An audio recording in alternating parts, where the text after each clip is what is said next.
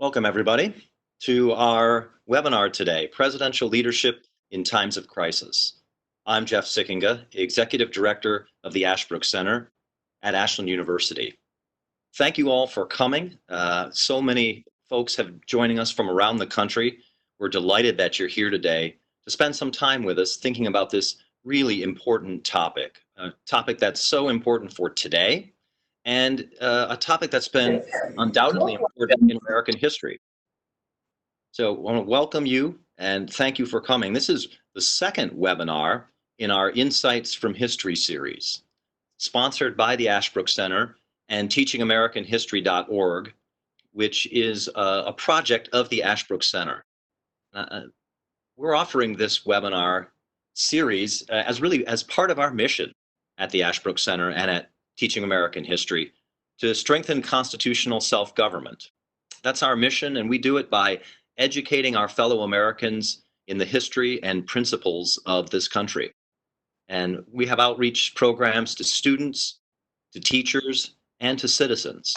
And this webinar series is part of that outreach and that education. So again, thank you for joining us.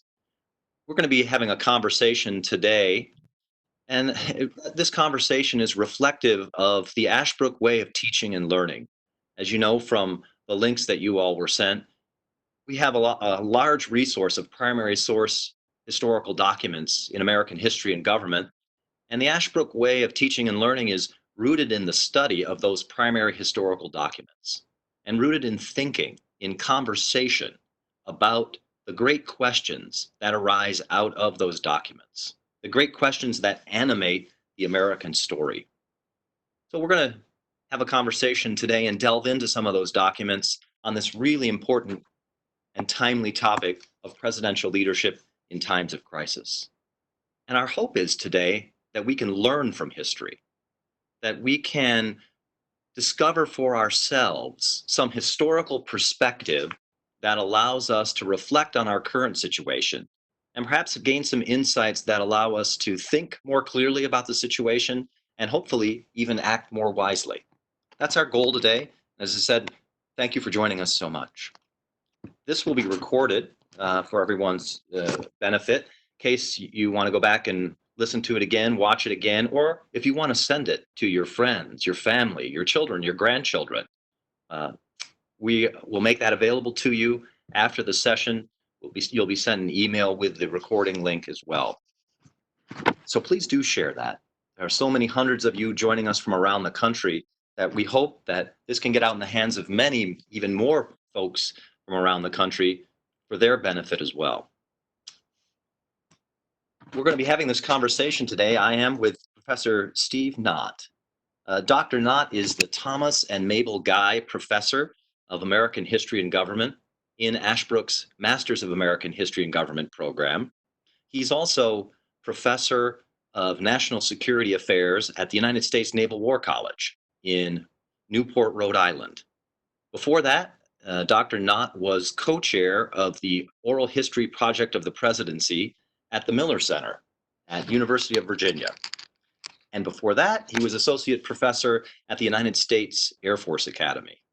So a long and distinguished academic career.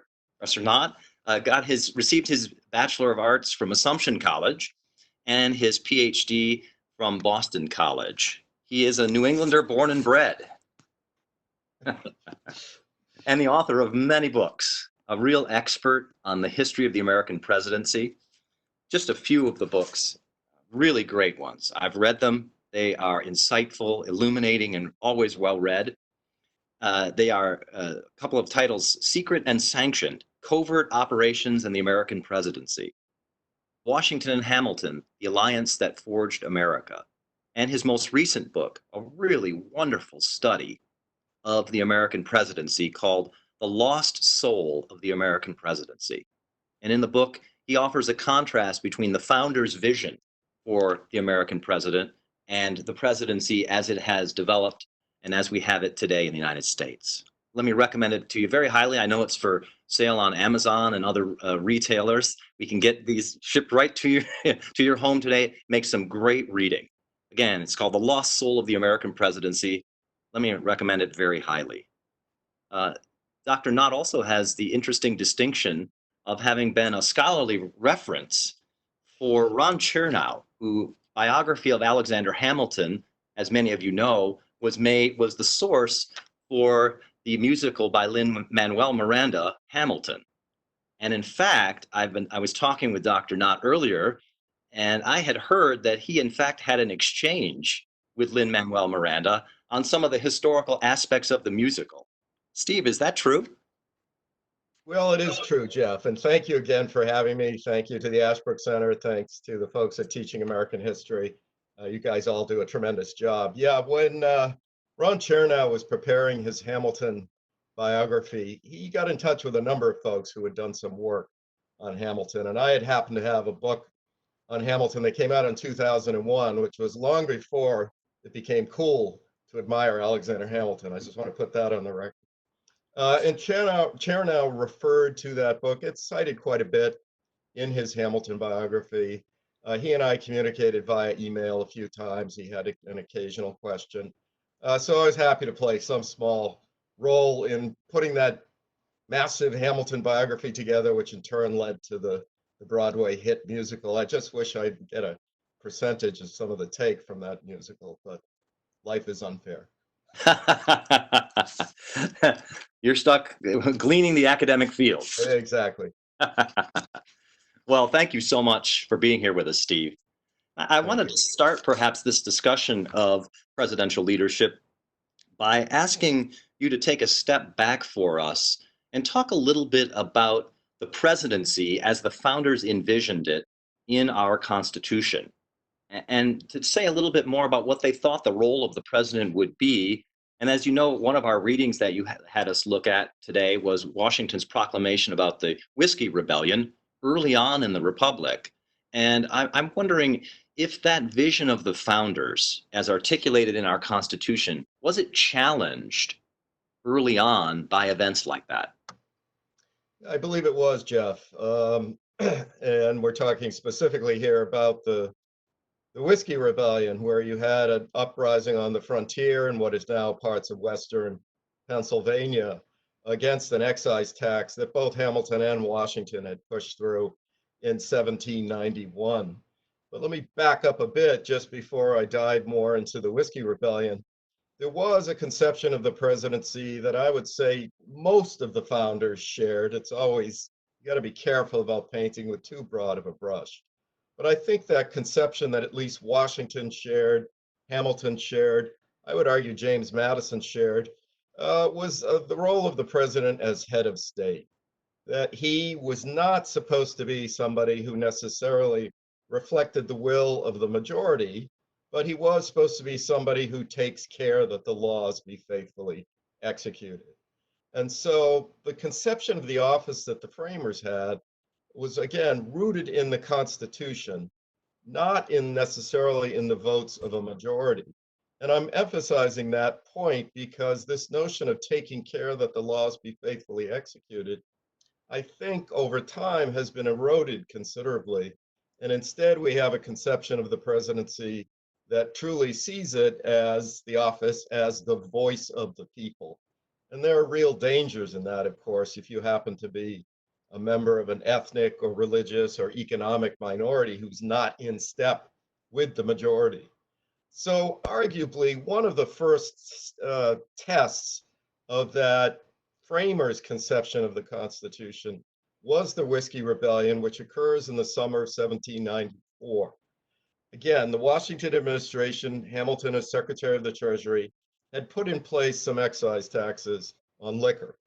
And in parts of the country, alcohol, particularly whiskey, was actually a medium of exchange. It was almost used as a currency. So there was some real pushback against this, again, particularly in parts of Western Pennsylvania, to the point where there was some violent resistance to the revenuers that Hamilton's Treasury Department dispatched to Pennsylvania. And it got to the point where both Washington and Hamilton concluded that this lawlessness was a real test of this new government and a test of the idea that America was a place where the rule of law prevailed rather than an armed minority. And so a large army, I think about 13,000 or so men, recruited from the neighboring states as well as from Pennsylvania, marched into the western part of Pennsylvania for a brief period of time.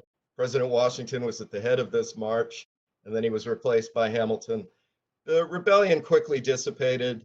The tax, in a sense, was ultimately enforced, so there was resistance right up until it was abolished under President Jefferson.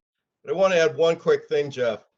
This mixture of Washington's firmness and his commitment to the rule of law was also tempered by what I would call a kind of magnanimous soul that Washington had.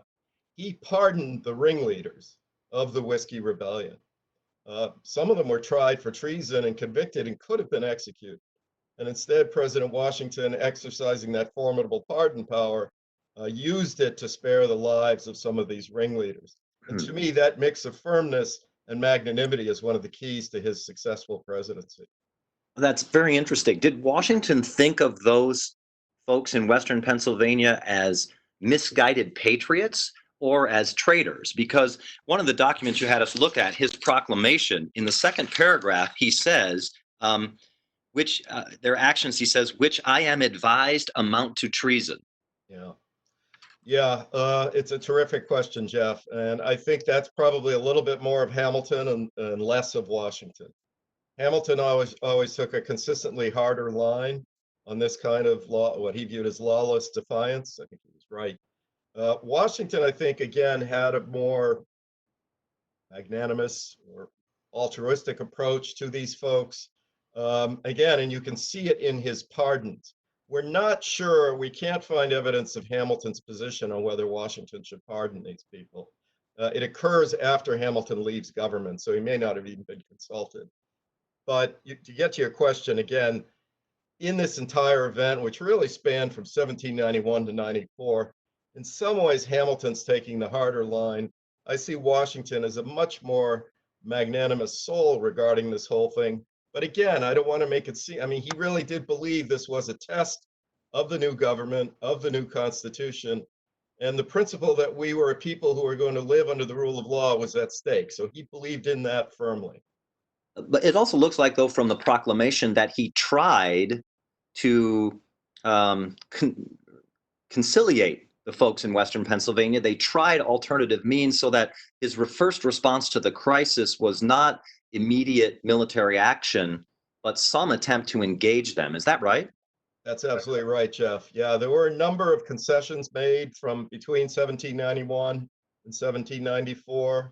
For instance, at one point, the Treasury Department agreed to buy all of the whiskey for the United States Army, but I shouldn't say all of it, but a high percentage of it from these folks who are being hurt by the excise taxes. That was an attempt to extend a bit of an olive branch. And then there were a series of concessions made over that 3-year period in terms of delaying the enforcement, adjusting the percentages, and so forth. So from the perspective of President Washington, he and his administration had made a good faith effort to try to reach out and strike some sort of a bargain. His patience broke in the summer of 1794. Hamilton's had actually broken quite a bit early. Washington was famous for being a man of great self-control. You talked about his patience there, and well known for sort of developing rules even as a young man of sort of right conduct. One of those is great self-control. It's also true, though, that there are reports of times when he did lose his self-control, of a kind of volcanic temper and real anger. Was this one of those times?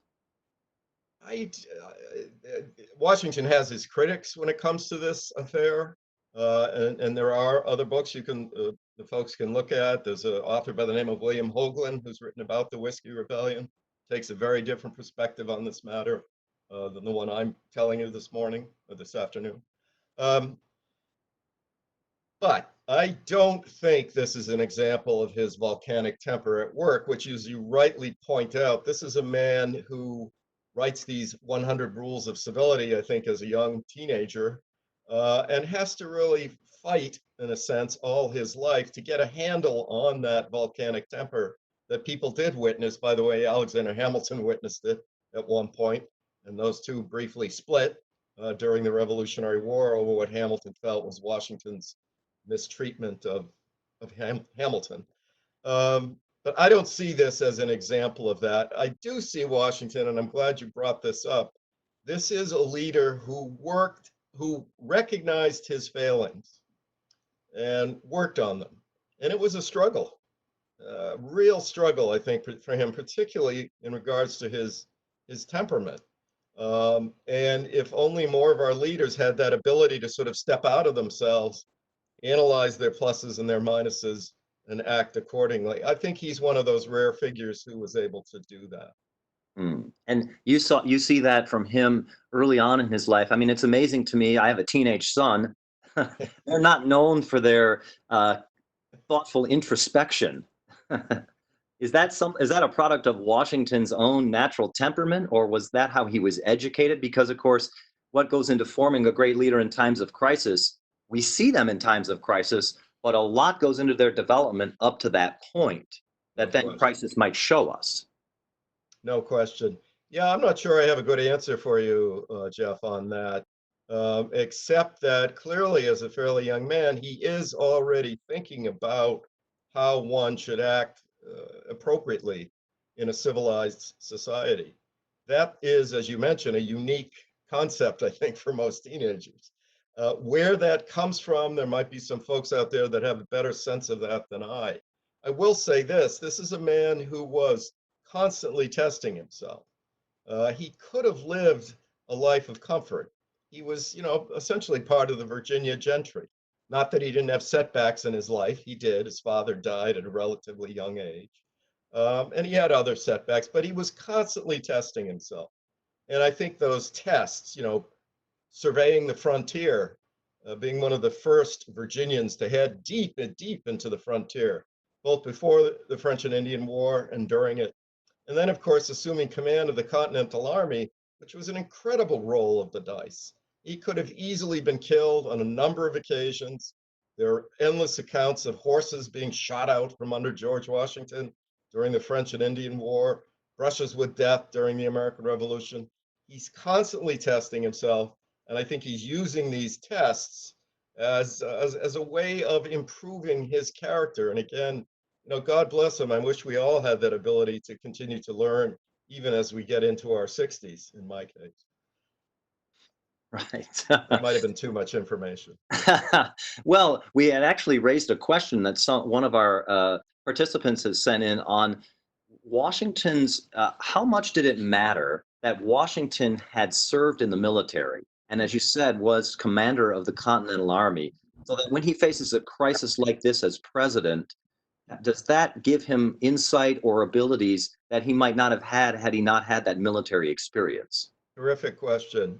I think one possible lesson that both Washington and Hamilton, who was at Washington's side throughout the Revolutionary War, a good part of that war, one thing they learned was if you are going to use military force, either in a battle, a war combat situation, or perhaps even putting down a domestic insurrection, you got to do it with some firmness. There is a point where the kind of conciliatory gestures have to end. And Washington reached that point in the summer of 1794.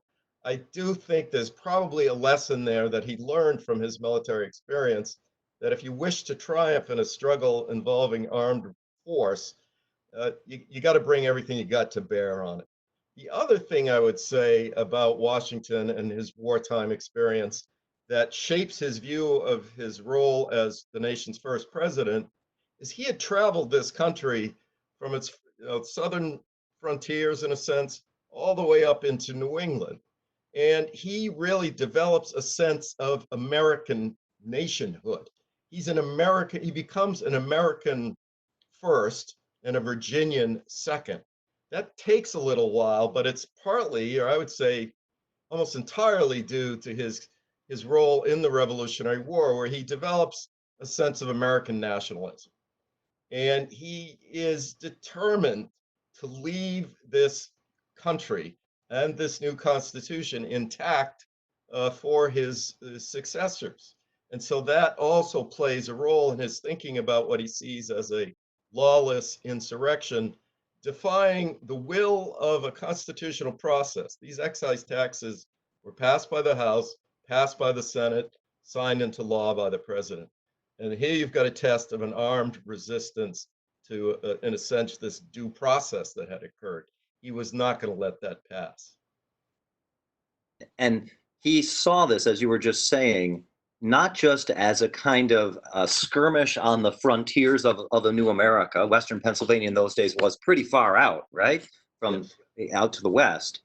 But tell us a little bit more. Why did he think of this as such an existential threat to the country, as opposed to just a rabble of backwoodsmen, new immigrants, barely even Americans by some accounts from his own generals? Why did he see this as such a serious threat that, in fact, if I'm not mistaken, he, as you said, he rode out with the troops For a brief uh, period. and may have been the last president to do that?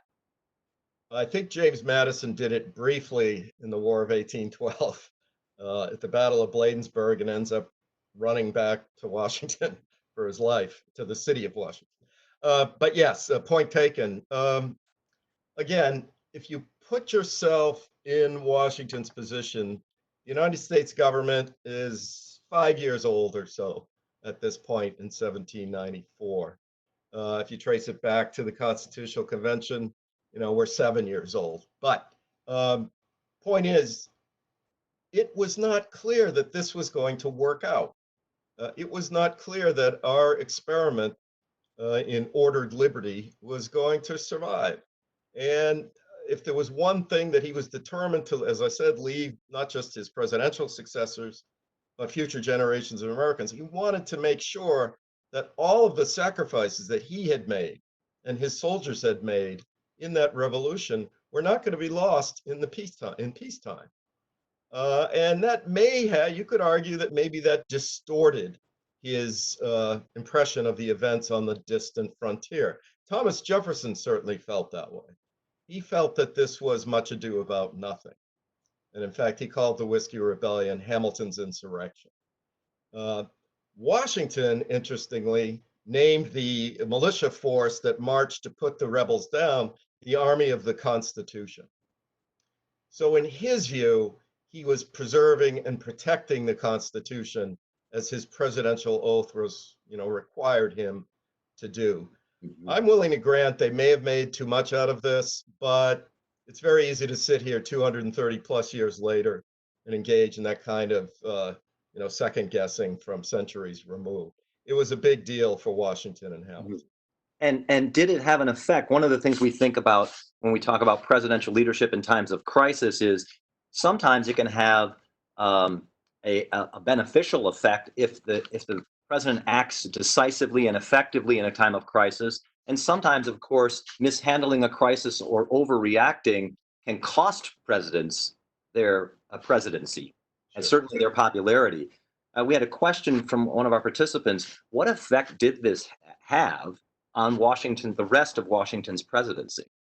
Yeah, another terrific question. It was all seen as part of a piece, part of the same thread by Washington's opponents, who at this point are pretty much out in public, and that would include former Secretary of State Jefferson, James Madison, and the Democrat Republican Party that is just starting to form. They saw the suppression of the Whiskey Rebellion in concert with the issuance of the Neutrality Proclamation, which seemed, in the view of the Jeffersonians, to tilt the United States towards Great Britain and away from France. They saw Hamilton's National Bank. They saw Hamilton's assumption plans, all of which passed with Washington's approval. Um, they saw all of this as part of a thread where Washington, in their view, was betraying the spirit of 1776. And this is definitely going to cost Washington, politically speaking, and going to add to this perception on the part of the Jeffersonians that Washington was a puppet of Hamilton, or perhaps even worse, that Washington actually agreed with Hamilton. And so you really do begin to see in 1794, 95, the opposition press beginning to question Washington's patriotism. It's kind of remarkable. And the Whiskey Rebellion is part of that questioning. All right. So you're saying even George Washington, in responding to this crisis, gets what we would call now negative press Absolutely. And how did he feel about that? All presidents seem to get it. All of them think the press is treating them unfairly. How did Washington react to that? He was deeply disturbed by it, particularly by, as you can imagine, the questioning of his patriotism. If there was anyone you would have thought would be sort of bulletproof on that front, you would think it would be George Washington. But by 1795, with the Jay Treaty, which again seems to tilt us even more in the direction of a pro-British foreign policy, there is simply outright questioning of this man's patriotism. Even Thomas Jefferson seems to suggest in what he thought was a private letter, which then goes public, that George Washington had, pardon the expression, become a whore for Great Britain. It was That's ugly strong stuff. language. That's yes, it is. It is. It was ugly stuff. It bothered Washington to no end, but he kept his hurt, and he was deeply hurt. He kept it under wraps for the most part. Only a few people witnessed this. He did not lash out at his opponents. And that goes back to that conception of the presidency as the head of state, as an office that needs to be conducted with a certain amount of dignity, restraint, silence, silence about issues that are beneath you in a sense. He followed that model as much as those attacks stung, and they really stung. That raises, to my mind, the interesting question and comparison with another one of the readings you had, which was David Frost's interview with Richard Nixon. Yeah, Nixon, not necessarily known as a president for his magnanimity, his greatness of spirit, his willingness to let criticism go. Um, but Nixon articulates there in that interview a similar notion that the American Republic is under threat. And I wonder, of course, by this time, it's much more deeply established. By 1970, in the interview is in 1977. By that time, it's much more deeply established than in 1794 and presumably more secure, but that's not necessarily how Richard Nixon sees it. Could you just compare and contrast Nixon's response to that kind of dissent with Washington's? sure. Yeah, Richard Nixon, as you said, Jeff, I mean, he's not known for his magnanimity. American politics in the 20th century, the sort of partisan friction, the personal attacks, become part and parcel of our political life, and presidents are expected, certainly presidential candidates are almost expected to engage in it. So I don't mean to necessarily single out poor Richard Nixon, who seems to be sort of the poster boy for presidential misbehavior. There are plenty of other folks I could have chosen. Um, and look, Nixon's argument that there are situations where the president may have to act where the law is silent, and in some even extreme cases, act against the law out of necessity, is a doctrine that people as varied as Thomas Jefferson and Abraham Lincoln endorsed. But what I was hoping to get at more with Nixon was the importance of character, the importance of we all of us as voters putting emphasis on these character questions. Is this a person that seems to have that sort of presidential temperament, the temperament that a Washington and a Lincoln possessed, that sense of magnanimity, that unwillingness to target opponents as enemies? And Nixon, of course, had his famous enemies list. Again, he's not the only modern president to have something similar to that. Um, but I do think Nixon sometimes mistook the office for himself. Um, I think one of the older conception of the office is there needs to be a high wall of separation between the individual who's passing through the office and the office itself. And that gets blurred, I think, with a lot of our 20th century presidents who are not really following the founder's conception of the presidency. They're following a progressive conception.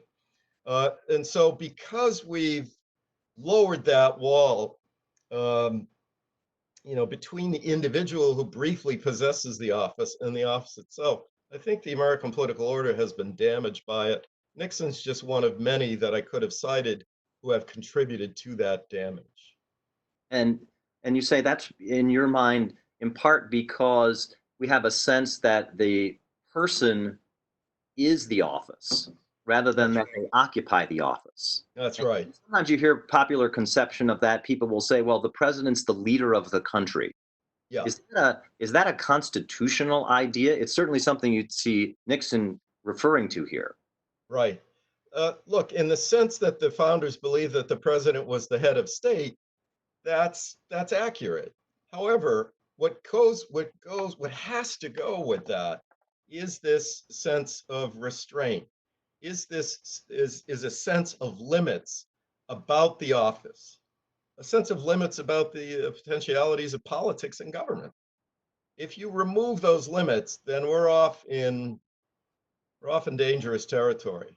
And so while I accept the idea of the president as a head of state, again, the earlier conception was that comes with certain responsibilities, certain obligations, one of which is, some of which are, to act in a dignified manner, to not be engaged in attacking domestic opponents and accusing them of treason, um, to play that unifying figure, to appeal to the better angels of our nature, as Lincoln referred to. Lincoln's an interesting case study. If there's any president who had a right to want to take it out on his opponents, it's Lincoln. And yet he rarely, in terms of talking about Jefferson Davis or the Confederacy, or this is not a man engaging in personal attacks. This is a man reluctant to use the term treason. This is a man who continues to refer to the Confederates as our fellow Americans. This is a man who says we all worship the same God and read the same Bible. That's the kind of magnanimity I'm talking about. And it also is a recognition of the limits of the role of the president. And you mentioned those limits have in some ways um, been expanded or even gotten rid of with a new conception of the presidency that someone like Richard Nixon was operating in. And I know with your studies now of John F. Kennedy, probably Kennedy as well was Yes, operating in, and maybe even presidents who we would normally call politically conservative, like George W. Bush, still yeah, have a similar view of the presidency. Could you say a little bit more about that change in the conception of the presidency? Because that seems sure. to be really important to this question of what a president should do in times of crisis. Yeah, great question, Jeff. So what happens, a lot of the folks in the Ashbrook program and in the Teaching American History program will have heard this before, but it's true. The progressive era, Teddy Roosevelt in particular, Woodrow Wilson, especially in terms of providing a kind of theological and philosophical endorsement of an activist presidency that's, to be blunt, contemptuous of constitutional restraints. Wilson believed that the Constitution was all fine and dandy for the 1780s, but we've progressed. This country has moved on. And what we need now in the 20th century is a more activist government led by an activist president who, needs not to be so cautious or careful about constitutional restraints or even restraints that have sort of occurred through practice over time. It's time to start with a clean slate, to infuse as much elements of energy that we can into the executive branch, especially to confront the problems of modernity. So it's a complete upending of the founder's conception of the presidency, which talks about the president as a unifier, which recognizes a kind of sense of limits around the presidency. TR and Woodrow Wilson's presidency is very open ended. It's basically whatever the president wishes to do that he believes in the national interest. And it extends all the way up through Richard Nixon and others. Would you have said that a president like George Washington, I'm thinking about Nixon's famous remark when he's asked by David Frost, so if the president does it, that means it's not illegal. If the president is acting for the national security purposes, is that something that's a modern idea, or could we trace that as far back to someone like George Washington? Well, Jeff, I would even argue that we can trace it back to some extent to the Federalist Papers. There's a reference by Hamilton and also by Madison in a separate essay.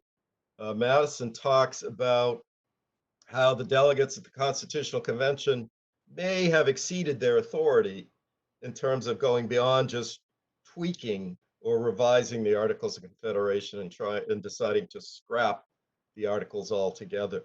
He cites that as an example, perhaps, of the laws of necessity at work, overriding the written laws that the Confederation Congress had issued to its delegates. And Hamilton cites an example of what, as well, that you cannot completely, I think he uses the word chain down. He uses chains in there. You've got to give some flexibility to your elected leaders to respond to unforeseen crises. So I think this notion of what the fancy name for it is prerogative power. Uh, Hamilton seems to have believed in it. Seems that Madison perhaps as well in unique circumstances. And certainly Thomas Jefferson on more than one occasion defended this concept of the highest duty of the statesman being to protect the political order. The highest duty of a citizen might be obedience to the written law. That's not necessarily, according to Jefferson, the highest duty of an elected figure like an American president. So this notion of presidential emergency power has, I think, very deep American roots. It goes back to the thinking of John Locke and some others. Um, the problem was, I think, with Nixon's conception and even Kennedy and some of the other modern presidents, is again, they lost that sense of a wall of separation between what was good for them and what was good for the national interest. They became the national interest. That's a conception that I don't think a Hamilton, a Jefferson, or a Madison would have endorsed. So Nixon ends up using illegal measures against the anti-war movement and ultimately against the Democratic Party and justifies it in a sense on the grounds of national security and that if the president does it, it can't be illegal. That's not what Jefferson and Hamilton were talking about. So a question that was that's been asked was, do these crises show, and this you mentioned prerogative power, which was thought to be a power of the king, Right. and a lot of Americans, of course, didn't want the president to be a king, even in times of crisis.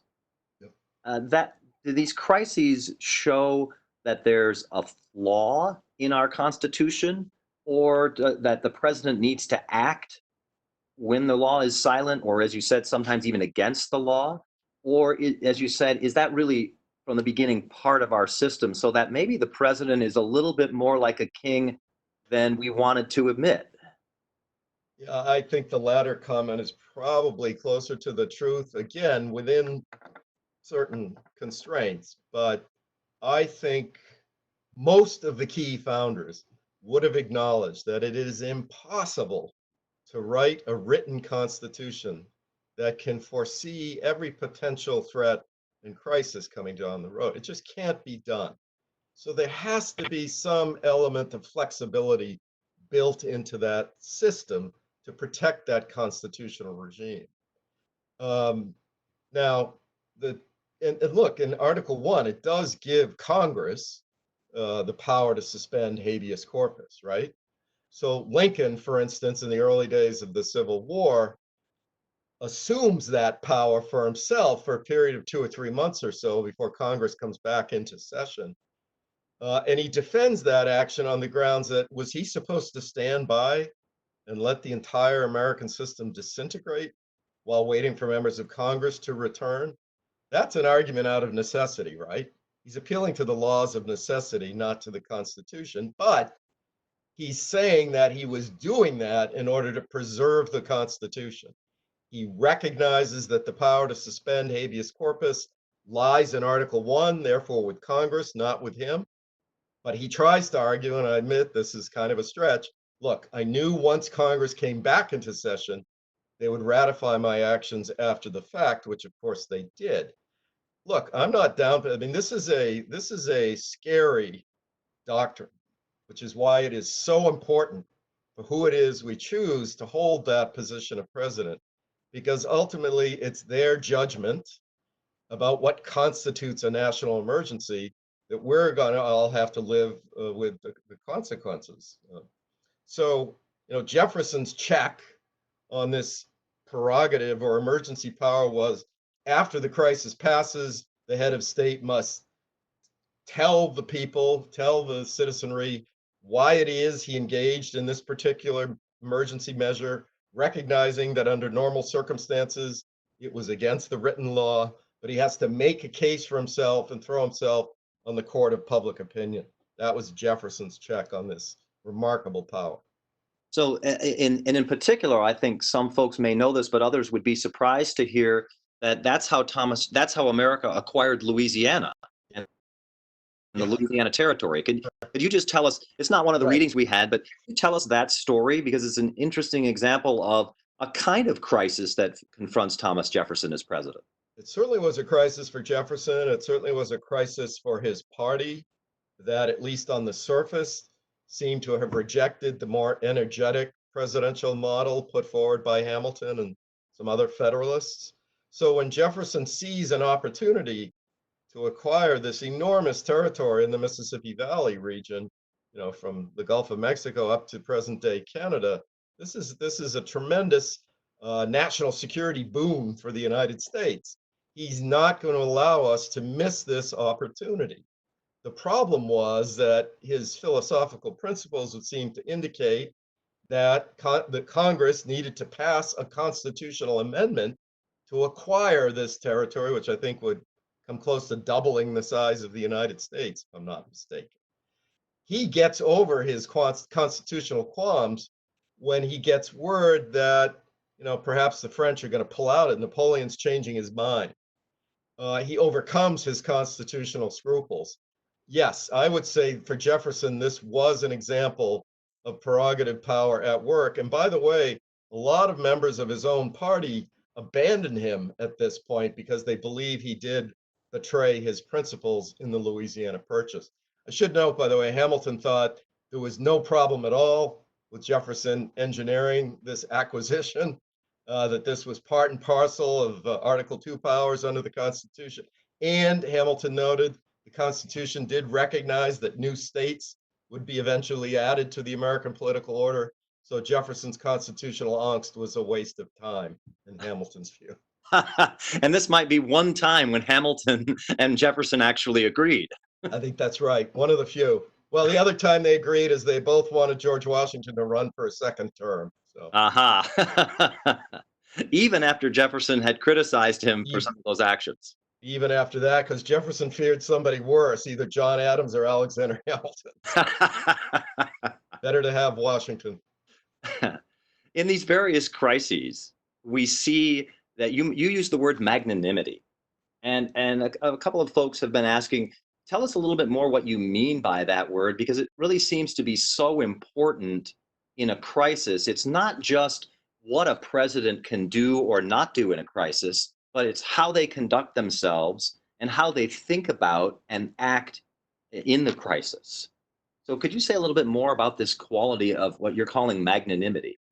Sure. I would describe it as a certain, and this is going to be a little bit vague, and I apologize for that, but a kind of greatness of soul, a willingness to not assume that you know everything, that there is a possibility that folks on the other side of you, even on the most contentious issue imaginable, slavery, for instance, might be motivated by uh, positive forces, that they're not necessarily evil people. And so it's an approach to politics. It's an approach to life where you avoid black and white extremes, where you try to put yourself in the feet of your adversaries. Again, Lincoln uh, never went after Jefferson Davis personally, never went after Robert E. Lee personally. Again, thought that we all worshiped the same God, we all read the same Bible. It's an unwillingness to quickly condemn, to make snap judgments, to make a caricature out of your political opponents. The problem with presidents, I think, who lack that sense of magnanimity is before a crisis comes, if they're constantly engaging in attack, attack, attack, when the crisis comes, their credibility is already impaired. A significant number of their fellow citizens have already tuned them out. And there is a very practical benefit for a president recognizing that and trying to stay above that constant partisan din, that constant partisan battle. And by the way, a modern president, who I believe, relatively modern, in my conception, modern president who did that was Dwight Eisenhower. Eisenhower stayed above the fray, understood the importance of that head of state role, never personalized his conflicts with Lyndon Johnson, the majority leader, or other Democrats, Sam Rayburn. Um, Now he did have an attack dog in Richard Nixon as vice president, but he himself rejected the politics of personal destruction completely. Now, maybe as a famous general and a war hero, he could do that easier than a Nixon could or a Kennedy could. But that's the kind of quality I'm talking about. There was a kind of magnanimity, I think, in Eisenhower's soul as well. And the way he conducted himself for 8 years as president is the closest I think we have in modern times to that earlier founding conception of the president as as a unifying head of state, as somebody who appeals to our better angels. Interesting. That's so interesting because it makes me wonder, in your opinion, you've studied presidents for so long and presidents in crisis. Do you think that we as citizens or historians are too quick to criticize presidents? I think you've even written a book on this with respect to the George W. Bush presidency. Um, Yeah, Rust to Judgment, if I'm not mistaken, is the that's right. title. Um, but because help us understand some of the challenges and the factors that presidents have to think through in responding to a crisis. Because it's easy to look back 50 years later and say, well, they should have done this, this, or this. But we're not living in that moment in that office with the situation that they themselves confronted, like Lincoln at the beginning of the Civil War, Washington with the Whiskey Rebellion, Kennedy with the Cuban Missile Crisis. It's easy to look back and criticize. But can you talk a little bit more about the factors that presidents have to worry about when they make decisions in a crisis? Yeah, another terrific question, Jeff. Yeah, look, hindsight is always 2020, as you were just getting at. Um, Things do look very different from the Oval Office. Not that well, I guess I passed through there once as a tourist, but having worked on oral histories for every president from Ronald Reagan up through George W. Bush, excuse me, up through Barack Obama, um, I can tell you that whether we're talking Democrats or Republicans, most of those folks that we interviewed, uh, and I know this is going to sound naive to a lot of folks, most of those people were interviewed, and we're talking hundreds of Democrats, hundreds of Republicans, cabinet officers, vice presidents, secretaries of state, defense, etc. They actually do care about the national interest. I mean, there are other motives at work, of course, their own careers, their boss's career, boss's political prospects. But and of course, these people were putting their best foot forward for us. But I do believe they were patriots. They Mhm. believed in the United States of America. And I would go into an occasional interview and I'd have an impression that I had garnered from the media during my long life about Secretary of State X or Attorney General Y. And I'd come out of there after 2 days thinking, that's not the person I read about. That person actually did care about this country. That person actually did have a reason why he or she pursued policy X. There's much more to the story than we were initially told when the story itself was breaking. Um, uh, and in the Oval Office, that's accentuated 10, 20, 100-fold. So be leery of snap judgments, be leery. And this is one of the reasons I have a problem with a lot of social media where we all become experts. We all pounce on an issue without having the facts. I actually don't think you can make an honest assessment of an American presidency for interest until about 20 or 30 years has passed. One of the reasons I wrote that book on George W. Bush is that people were condemning his presidency before it was even over. And by people, I mean historians and political scientists. And my understanding of being a historian or a political scientist, you do research, you do interviews, you go through archives. You don't make snap judgments based on the headlines in the Washington Post. Too many of us in the scholarly world, I think, do that.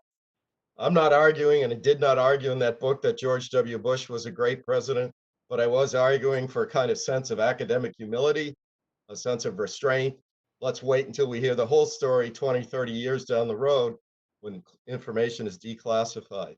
So, sorry, long-winded answer. Things look very different from inside 1600 Pennsylvania Avenue. And I do have a kind of knee-jerk sympathy for anybody who holds that job. Yeah, yeah. It's often been said that no easy decision reaches the president's desk. Well put, Jeff. Absolutely true. Absolutely true. And we have to think about some of the other things, and even from some of your books that I've read, we get a sense of, there are constraints at the time when a president acts, forces that push them one way or another that we don't have 30 years or 50 years later. Things like public opinion. Yeah. So, for example, people often want to raise a criticism of Abraham Lincoln. Why didn't he raise regiments of black troops in the Civil War earlier?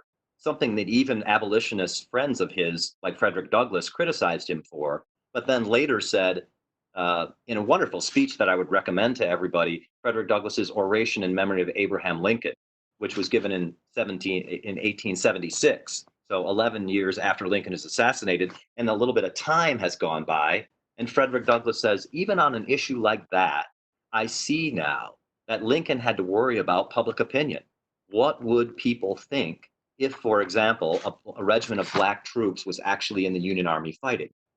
That's not something they had to worry about 50 years after that, or 100 years, which now it seems like we should have done right away. But public opinion can constrain things. I always tell our students, you think you have all the information now, but presidents don't have all the information at the time they have to make snap decisions. Even with the vast intelligence operations that you've written about, still we don't know everything. And presidents even don't know everything they need to know in order to make a decision. They have to make a judgment. And they have to deal with Congress. They have to deal with the bureaucracy that again constrains what they can do. They don't know the effects of their actions exactly, and they have to think through those. Again, 30 years later, we can see what the effects were, and we can say, well, obviously that was going to be the effect. But you don't necessarily know that at the time. And I'm just wondering if those kind of constraints have led us to be sometimes too quick to be critical, and it perhaps raises the importance of the kind of history that you're doing and that we're studying to get a more historical perspective on presidents. I think so, Jeff. That was very well put. You put it much better than I did. All these constraints that presidents operate under, the information constraints, the pressure of time, pressure from Congress, pressure from the media, um, extremely difficult job. And I do think a deeper understanding of history helps us as citizens uh, become more humble in our own judgments, perhaps of contemporary issues, avoid sweeping condemnation of political figures on either side of the fence, knowing that they're in these difficult positions. I have, as I said, tremendous sympathy for the person who has to occupy that office. And it's very important, it's incumbent on us when we make that choice every 4 years that we take this into consideration. We take these pressures into consideration. We look at the character of this individual who's going to make these sometimes life and death decisions. And an understanding of history is it's a tremendous plus in helping us to make those decisions. And again, your program and all the programs that Ashbrook sponsors is just, it's, as far as I'm concerned, this is one of the answers that's going to help this country move ahead in the 21st century by broadening people's historical horizons and showing them that we have done some things in the past that actually worked and might actually be worth trying to bring back. One question from the audience as we're coming to a conclusion here is, give us one of your not necessarily your favorite president or president in time of crisis, but an action. We've looked at 5 or 6 presidents. You had us read from them. Uh, one of your favorite moments for a president in a crisis, and what that shows us. Yeah. Uh, Terrific question. I'm running through a series of, I mean, look, this might be a mistake ending on this note, but I will defend till my last breath some of the actions that George W. Bush took in the days after 9/11. And I had you read a very brief collection of comments he made regarding the status of Islamic Americans in the United States. Bush may have gone over the top in terms of warrantless wiretapping and torture techniques, and you can have at him on that. Although I think even there's some arguments to be made in defense of some of those decisions.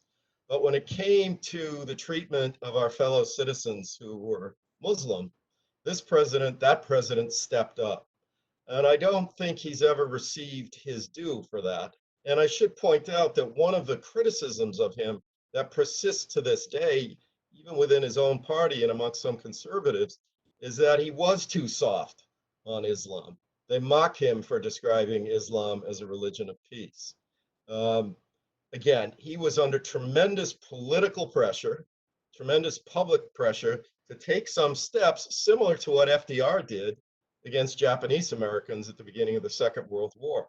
So one of the reasons I decided to write that book in defense of some of Bush's actions was what I see as a somewhat politically courageous stand to defend the civil liberties, civil rights of our fellow citizens who are Muslim. Thank you, Steve. We're reaching the end of our time. What a fascinating conversation. Let me recommend to everyone again Steve's book, The Lost Soul of the American Presidency. It's a wonderful study. There are so many other resources out there. If you want to learn more about Ashbrook and what our programs and what we're doing, Steve mentioned some of them. Go to ashbrook.org. It gives you a sense of who we are as an independent educational center located here at Ashland University in Ashland, Ohio. Also, take a look at teachingamericanhistory.org, TAH.org. We have wonderful programs for teachers around the country that are doing yeoman's work in bringing that kind of historical understanding of American principles to teachers and to their students in the classroom. Educational resources online at tah.org. We're sort of all homeschoolers now. So if there's materials for your children, grandchildren, nieces and nephews, let me highly recommend for American History and Government, tah.org. It is a wonderful collection. It's the largest primary source historical collection in the United States. And it's been curated by scholars like Steve and others who have helped us put together these great collections. We have a core documents collection of volumes of primary historical documents in hard copy, but also online that can be downloaded for your use. They're collections of documents, and we even have a volume on the American presidency that includes primary sources and historical introductions and study questions so that you can read them at home with your children, with your grandchildren, and work through them. It's a great introduction to thinking seriously and deeply about America. So I want to just welcome you to avail yourselves of those resources. They're all free. They're all available there online at ashbrook.org and at tah.org. Our next webinar, our third in the series, we're going to be having a conversation with Dr. Steve Hayward on the economic consequences of national crisis. It's been in the news a lot these days. What about the Dow Jones? What about the economy? What actions should government take or not take in dealing with the economic effects of a national crisis? That's going to be our conversation next Wednesday, April 8th, again at 1 p.m. Don't forget the purpose of these webinars. We want to help you become more historically informed, as Steve was saying, get a deeper historical perspective that you can bring to bear on the current situation, and learn from the past. And we hope that that will help you renew your own understanding of American history and of the principles of this great country. And I think history shows that, as Steve was suggesting, we get through these crises as Americans. Some of our presidential leaders in times of crisis make great decisions. Some of them don't make great decisions. But the amazing fact is the American people and our constitutional order survives. It continues. It's a testimony to the grit and ingenuity of the American people, and I think to the vision and insight of our founders in setting up this constitutional order. So we hope that you'll renew those understanding and come away with a sense of hope uh, for this country and for our future. As always, just want to thank you again for being here with us. Stay healthy, stay hopeful, and stay connected with Ashbrook. Thanks again, and thank you, Steve. Thank you, Jeff.